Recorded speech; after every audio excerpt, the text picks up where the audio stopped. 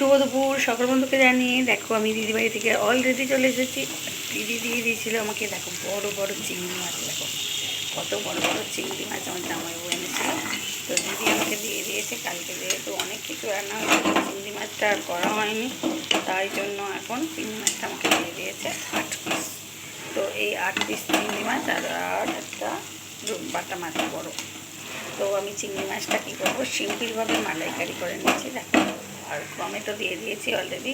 Last মুহূর্তে ভাবলাম তোমাদের সঙ্গে শেয়ার না করলে আমার ঠিক ভালো লাগে না, তাই জন্য চলে এলাম। দেখো দিয়ে দিলাম টমেটো, আর এখানে দিয়েছি নুন হলুদ মাখিয়ে, লঙ্কা হলুদ লেবু চিংড়ি মাছ আর লঙ্কার গুঁড়ো চিংড়ি হলুদ আর নুন মাখিয়ে রেখেছিলাম সর্ষের তেল দিয়ে। তো একে একে আমি সব মশলা কী কী লাগবে দিয়ে দেবো, সিম্পলভাবে বানাবো। দেখো দিয়ে দিচ্ছি ঝাল ঝাল হবে কোনো লঙ্কা, যেহেতু আমার মেয়েরা আজকে খাবে না, সোমবার, কিন্তু আমরা খাই।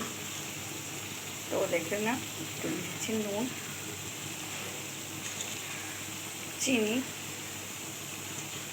তো হলুদের গুঁড়ো। তো এখন এটাকে ভালোভাবে নেড়ে চেড়ে নেবো।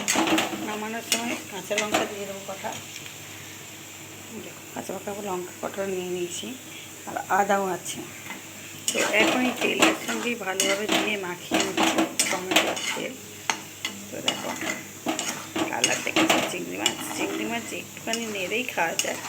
তো আজকে সিম্পলভাবে করছি, পেঁয়াজ রসুন ছাড়া চিংড়ি মাছের মালাইকারি। তো দেখো একটু আমি আদা দিয়ে দিলাম,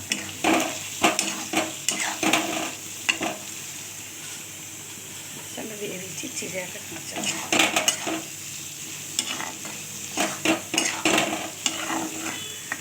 আর একটু দিয়ে দেবো জল। গাইটা দিয়ে ভাতটা হয় না। তো দেখো অলরেডি দিয়ে দিয়েছি বড় বড় চিংড়ি রেখেছে।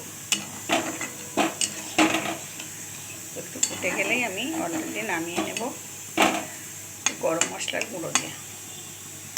তো দেখতে থাকো, ফুটে যাক, জোরটি বাড়িয়ে দিয়ে দিলাম জোরটা।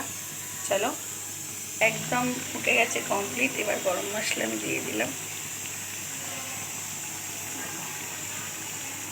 একটু নেড়ে চেড়ে দিচ্ছি।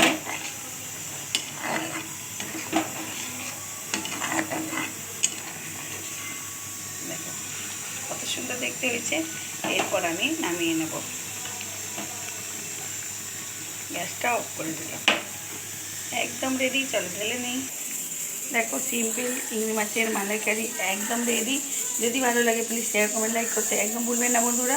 সকলে আমার সাথে থেকো, পাশে থেকো, সকল বন্ধু সুস্থ থাকবে, ভালো থাকবে, আর আমার পাশে এভাবেই থাকবেন। শেয়ার করে প্রচুর শেয়ার করে দিও, আর ফলো করে পাশে থেকো, আর সাবস্ক্রাইব করেও পাশে থেকো নতুন বন্ধুরা।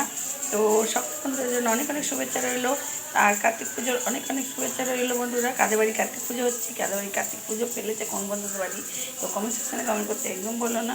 তো এখানেই শেষ করছি। শুভ দুপুর, বাই।